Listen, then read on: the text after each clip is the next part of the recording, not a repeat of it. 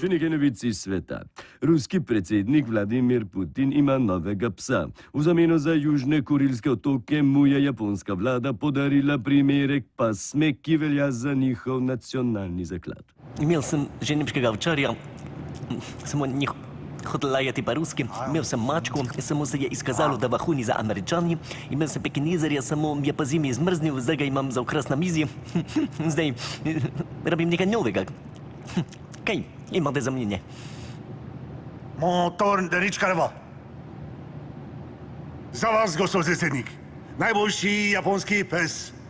Akita. Pasma primerna posebej za ljudi, kot ste vi. Pes, ki je močan, dostojanstven in dominanten, tako kot vi. Ne mara tujcev, otrok in drugih psov. Odlična izbira za močnega voditelja. Evo, tukaj je. Zelo rad se oglaša, tudi ko ni nobene potrebe, tako kot, kar pojdite do njega. Hejl.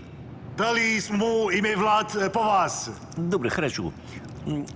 Upam, da nima prevelike porabe, Ivan. Gospod prezident je zelo varčen. Porabe ga zelo zanima. Je Japonec, zelo varčen, malo hrane, veliko lajna. Ja, zelo mi je všeč, ker ga nič ne briga. Spominja mi nami. Resno. No, sedaj pa abogaj? Če ni... Abogaj! Abogaj! Če ne, ti bom poslal v Ukrajino čuvat letališče. Ja, tako prijedno, dobro. No, krasno. Prijedno. Nazadnje, ko so prišli Japonci, so mi zadarili prines delfina. Samo čudno je, da ni dosti dolgo živel na suhem. Zelo zanimivo. Upam, da bo s psom nekoliko drugače. Hvala lepa za vse, hvala lepa. Upam, da ima kakšno garancijo ali pa kakšna rezervna vratnica. Dobro, ja. Pojdiva, mi dva zdaj ne laje preveč, ker te bom poslal v Sibirija. Ja, zlahka imaš ravno pravo. Tako. Prijeden. Hvala lepa, za vse ostalo bo poskrbel Ivan, midva pa sedaj greva.